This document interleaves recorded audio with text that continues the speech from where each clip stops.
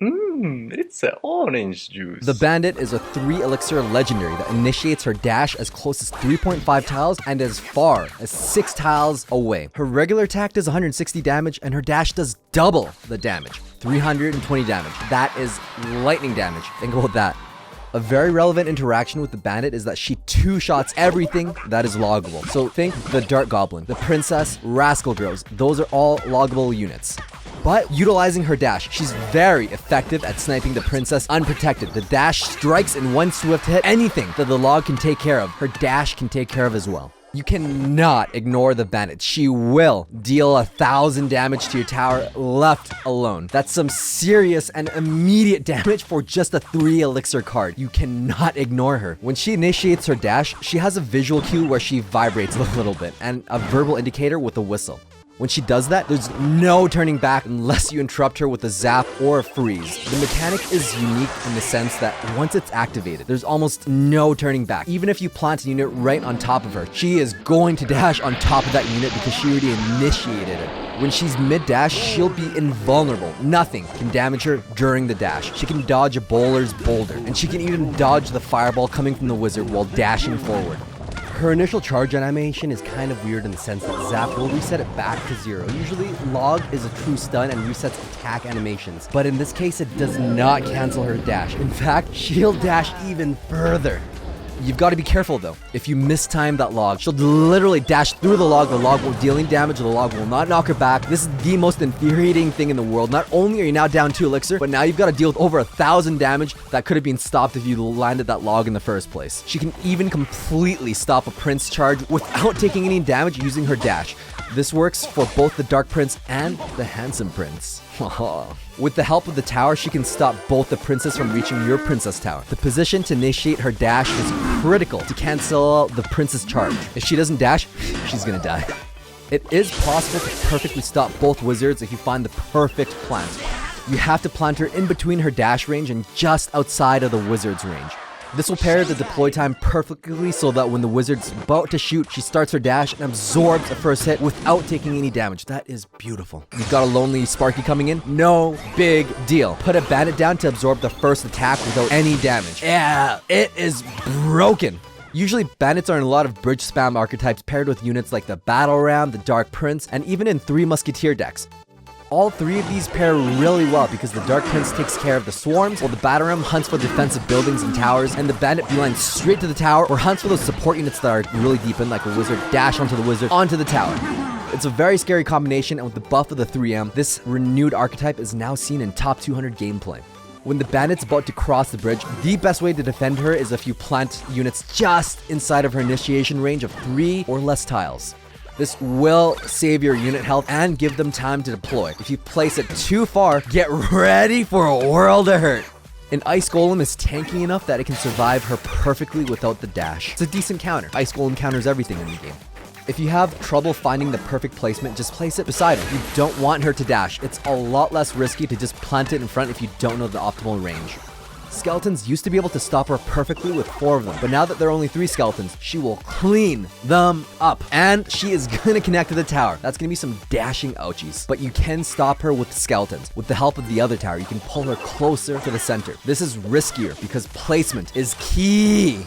Any of the swarm units will wreck her. She just can't attack fast enough against multiple units, especially those goblins. She does not one-hit goblins, so have some spells ready like Zap for the swarmies. It's very helpful against Goblin Gang to clear the spear goblins and to bring down the health of the stab goblins down to 1 hit each. Her greatest adversary is the witch. With the constant birthing of those skeletons, it's ridiculous and it trickles in forever. Plus, when the witch dies, she pops even more skeletons. That bandit does not get through a witch. On offense, planting her in dash range against the unit that'll die to her dash instantly gives you an opportunity to dash onto the tower right away.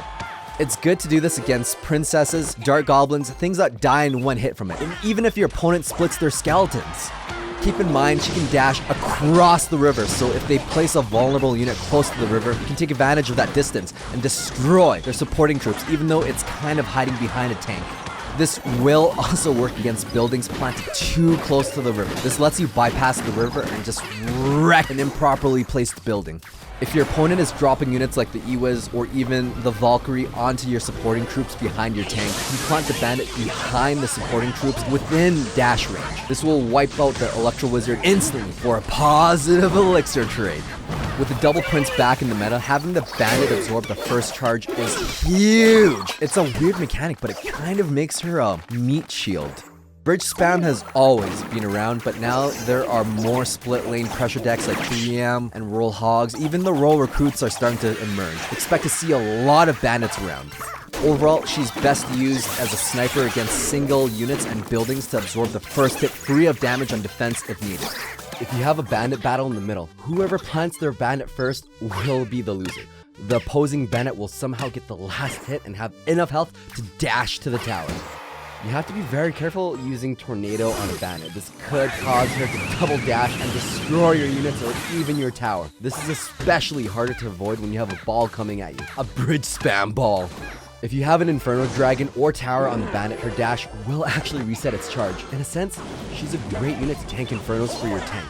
And even better against Inferno towers because her dash deals as much damage as lightning and it resets its charge. Here's kind of an interesting trick. It's kind of outside the realm of strategy where there's like the rocket barrel shadow trick, but this one is you plant the minion horde and bandit right after, and it's gonna mask her drop. If your opponent zaps it without knowing there's a bandit there, goodbye Princess Tower. This is even more effective if your opponent is being distracted elsewhere with a miner or even something else. Overall, she's best used as a sniper against single units and buildings to absorb the first hit free of damage on defense if needed. This is bridge spam. This is what the bandit's the best at. She's really good at everything. The P.E.K.K.A.'s gonna counter attack. The bandit and the battle ram just synergize so well in everything, and then you got the poison, the zaps, everything knock it. Zap is just so good for the bandit right now. Let's go into a ladder match and see how it goes. I need sound for that. I shouldn't do this, but I'm doing it anyways. We're rushing in. My brain says no, but my heart says yes. My heart was wrong. Oh, so many times does my heart get crushed. Here's what we gotta do though, is we gotta kite that thing. Yup. I'm so good. I'm so good. Oh my goodness. Battle Ram connects. And the Mega Knight didn't do any damage to my tower. My freaking goodness. I don't feel comfortable about that Inferno Dragon. So what we gotta do is we gotta kite it. And then we gotta stop. The balloon's gonna get one hit for sure. It got raged. But the bandit, whoa, boom, connects to the tower. Balloon only got one hit. My bandit connected. That's a huge difference. I gotta zap all that good stuff. I missed the skeletons because I went one tile a bit too high. Otherwise, we would have taken out the tower. But so far, pretty good. Pretty good. Just spam, spam, spam with a bandit. This is bridge spam. We spam. Well, it's better to spam if they put a golem in the back or 3M in the back. But we're just gonna do it right now. So I'm gonna bait out his Mega Knight. We're right about there. Yeah, well, I will leak a little bit of elixir just for this interaction, just so that he doesn't jump on my. Very pleasant. Now,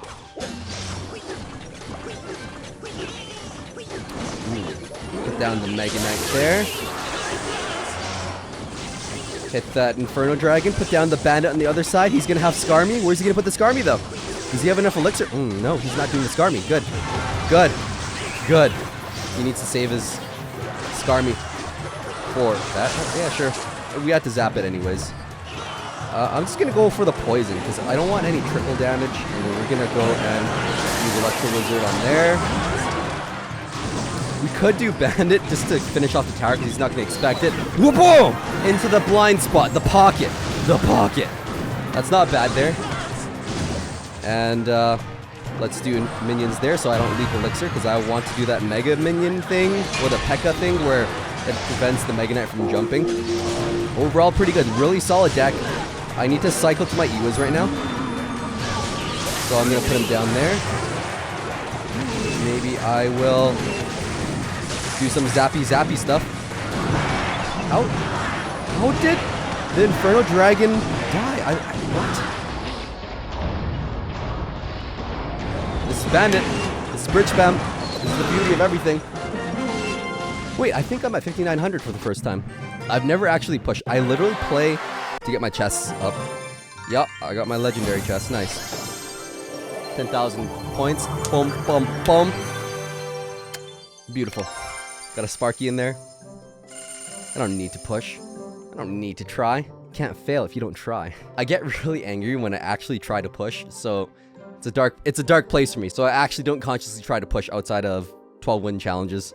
It's a very dark place. Hope you guys enjoyed this video. The tech video was really good. The Bandit's been a long time coming. Hope this video was useful. Thanks for watching and stay tuned for more quality OG.